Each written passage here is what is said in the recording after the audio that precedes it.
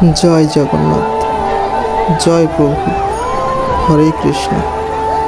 সকল ভক্তবৃন্দ এবং সকল সনাতনীদের জানাই রথযাত্রার শুভেচ্ছা।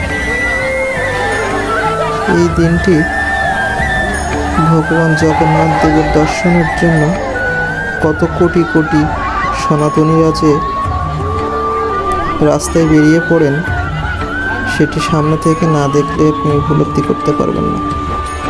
আর আমিও তার ব্যতিক্রম নই।